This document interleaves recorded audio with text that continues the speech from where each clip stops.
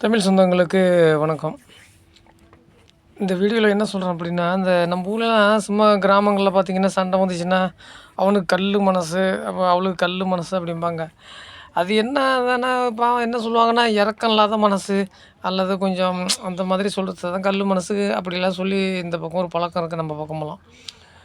ஆனா, கொ அது எப்படின்னு நான் ஒரு சின்ன விஷயத்த பார்த்தேன் நேரடியா. அது அப்பதான் நினைச்சேன், ஓ! கல்லு மனசுங்கிறது இந்த இவனுக்கு இந்த இவன தான் கல்லு மனசுக்காரங்களா அப்படின்னு. நான் ஊர்ல ஒரு பக்கத்து ஊருக்கு ஒரு ஒரு வேலையா போயிருந்தேன்னா, அப்போ என்ன பண்ணும் காலைல ஒரு 8:30 மணி இருக்கும். பசங்கள்லாம் ஸ்கூல் போயிட்டு இருந்தானுவோ. இந்த 2ஆம் கிளாஸ், 3ஆம் கிளாஸ் படிக்கிற பசங்க ஸ்கூல் போயிட்டு இருந்தானுவோ. சரி இப்படி போயிட்டு இருக்கிறப்ப, அந்த அப்போ மாட்டு வண்டி இருக்கும்ல, அப்போ பாறை வண்டின்னு சொல்லுவாங்க. மாடு 2 மாடு இழுக்கிற வண்டி, அந்த மாரி வண்டி போயிட்டு இருந்துச்சு பிறகு அந்த பசங்கள்லாம் அந்த வண்டியில ஏறி புக்கை வச்சுட்டு மேலே கீழே ஏறங்காம, அதில் ஒருத்தன் தவறி கீழே விழுந்துட்டான்.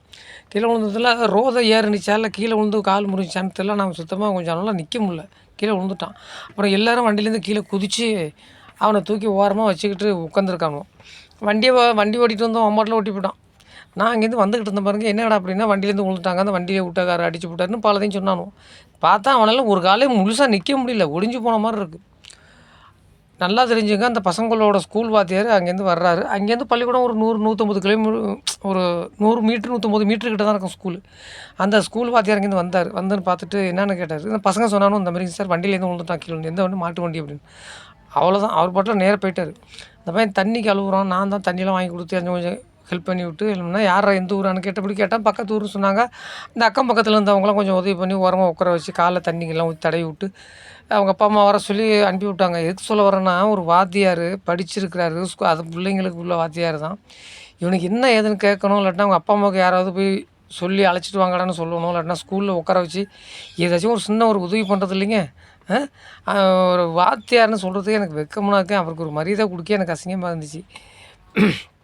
இவனுக்கெல்லாம் வந்து கடவுளு என்ன மனச குடுத்தான்னு தெரியல. ஆனா படிச்சுட்டு வாத்தியார் வேலைக்கு வந்திருக்காரு.